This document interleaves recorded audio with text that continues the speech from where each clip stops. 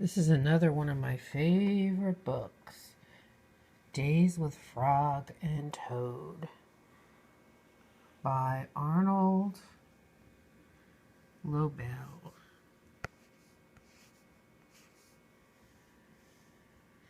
Toad woke up. Drat, he said, this house is a mess. I have so much work to do. Frog looked through the window. Toad, you're right, said Frog, it's a mess. Toad pulled the covers over his head. I will do it tomorrow, said Toad. Today I will take life easy. Frog came into the house. Toad, said Frog, your pants and jacket are lying on the floor. Tomorrow, said Toad from under the covers. Your kitchen sink is full with dirty dishes, said Frog. Tomorrow, said Toad, there's dust on your chairs. Tomorrow, said Toad. Your windows need scrubbing, said Frog. Your plants need watering. Tomorrow, cried Toad, I will do it tomorrow. Toad sat on the edge of his bed.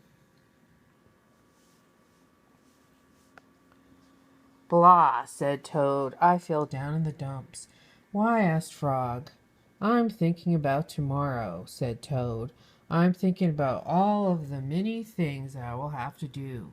Yes, said Frog, tomorrow will be a very hard day for you. But Frog, said Toad, if I pick up my pants and jacket right now, then I will not have to pick them up tomorrow, will I? No, said Frog, you'll not have to. Toad picked up his clothes and he put them in the closet. Frog, said Toad, if I wash my dishes right now, then I'll not have to wash them tomorrow, will I? No, said Frog, you'll not have to. Toad washed and dried his dishes and he put them in the cupboard.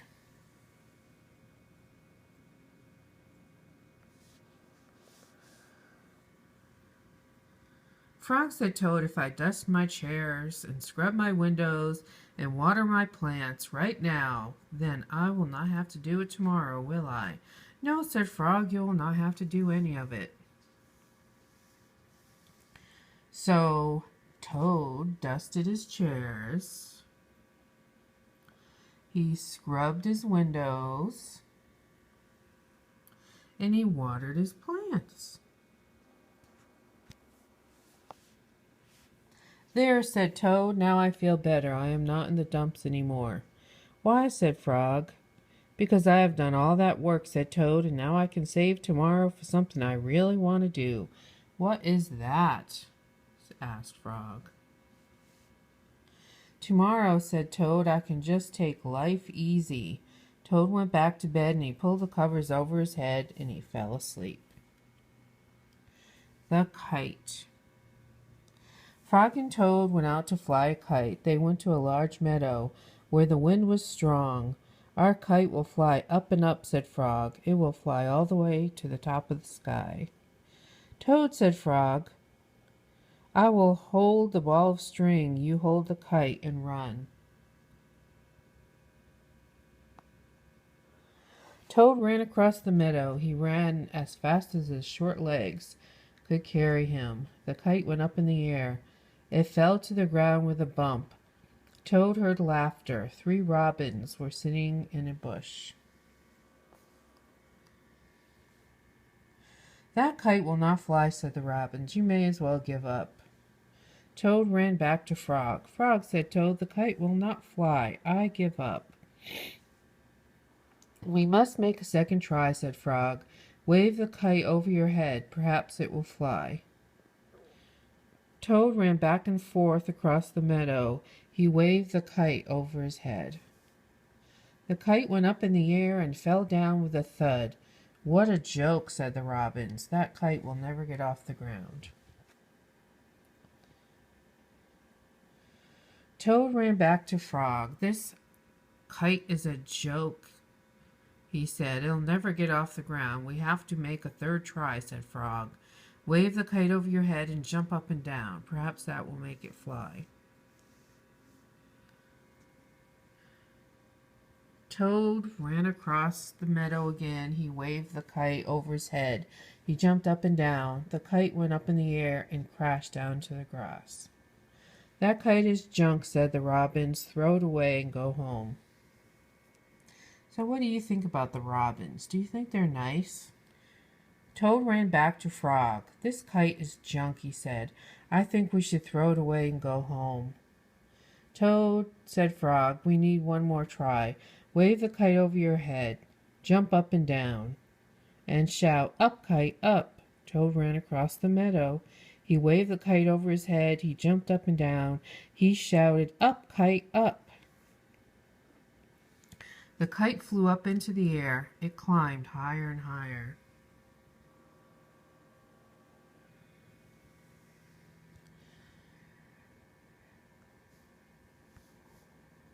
We did it, cried Toad. Yes, said Frog. If a running try didn't work, and a running and waving try didn't work, and a running, waving, and jumping try didn't work, I knew that a running, waving, jumping, and shouting cry just had to work. The robins flew out of the bush. They could not fly as high as a kite. Frog and Toad watched their kite. It seemed to be flying way up into the top of the sky. Shivers. The night was cold and dark. Listen to the wind howling in the trees, said Frog. What a fine time for a ghost story. Toad moved deeper into his chair. Toad, asked Frog, don't you like to be scared? Don't you like to feel shivers? I'm not too sure, said Toad. Frog made a fresh pot of tea. He sat down and began a story.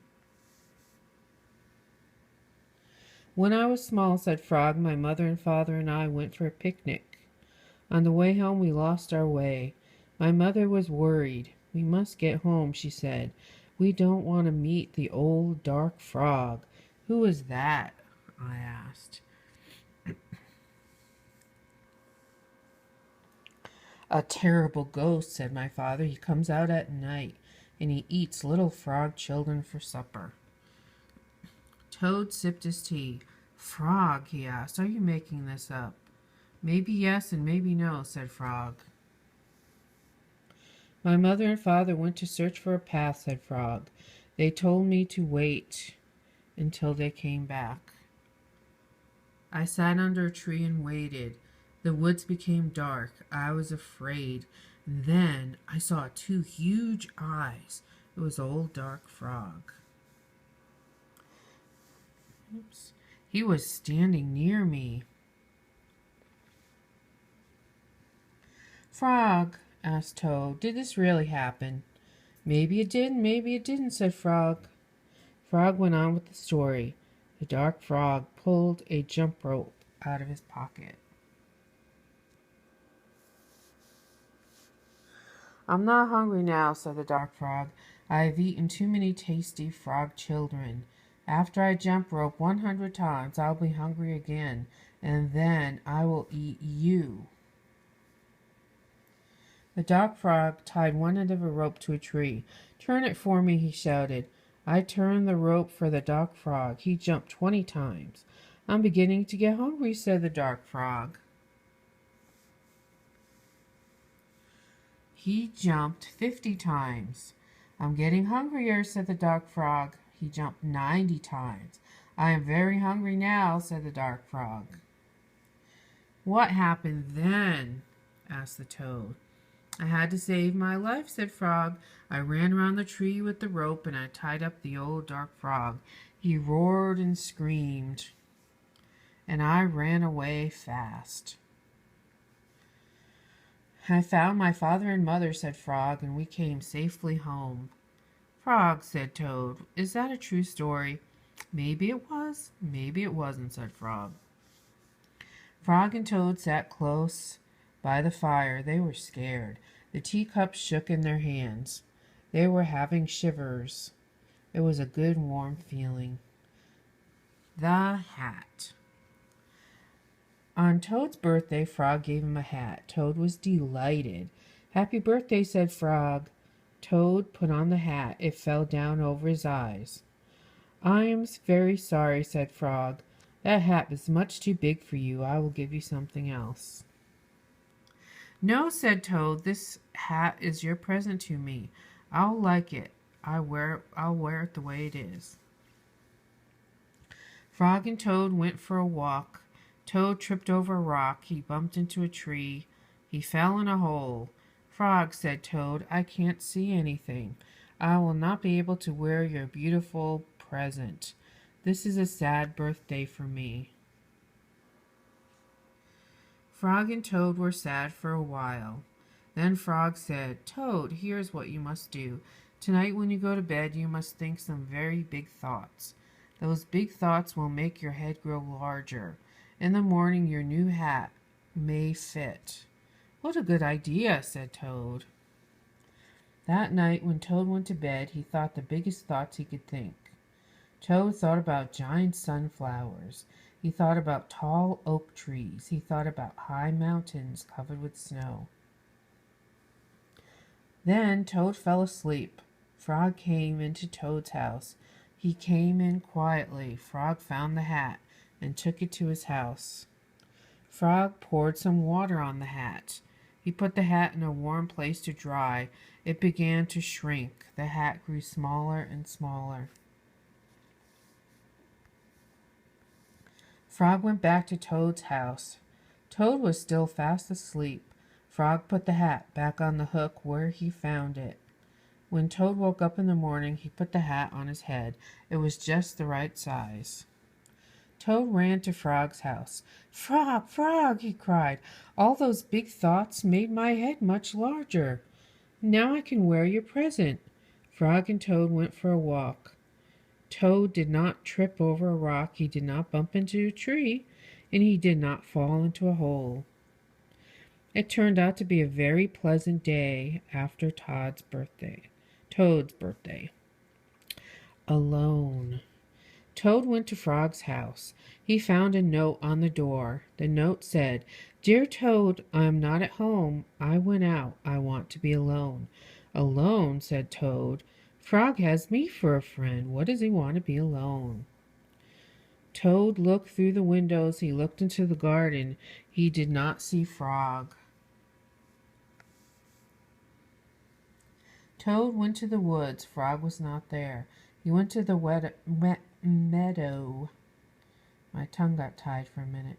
Frog was not there. Toad went to the river. There was Frog. He was sitting on an island by himself. Poor Frog, said Toad. He must be very sad. I will cheer him up. Toad ran home. He made sandwiches and he made a pitcher of iced tea. He put everything into a basket. Toad hurried back to the river. Frog, he shouted, it's me, your best friend Toad. Frog was too far away to hear. Toad took off his jacket and he waved it like a flag. Frog was too far away to see. Toad shouted and waved, but it was no use. Frog sat on the island. He did not see or hear Toad.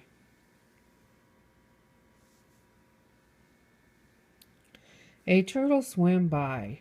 Toad climbed on the turtle's back. Turtle, said Toad, carry me to the island. Frog is there. He wants to be alone.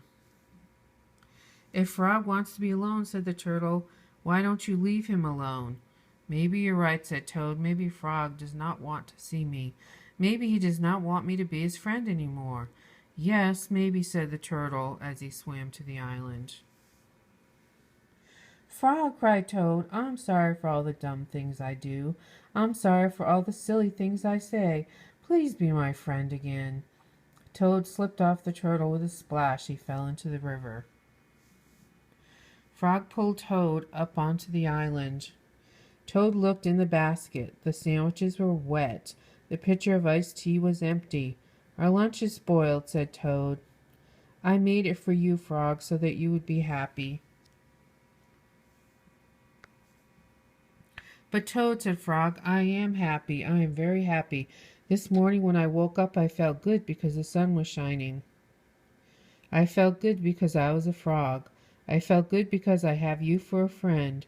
I wanted to be alone. I wanted to think about how fine everything is." "Oh," said Toad, "I guess that's a very good reason for wanting to be alone." "Now," said Frog, "I will be glad not to be alone. Let's eat lunch." Frog and Toad stayed on the island all afternoon. They ate wet sandwiches without iced tea. They were two close friends sitting together.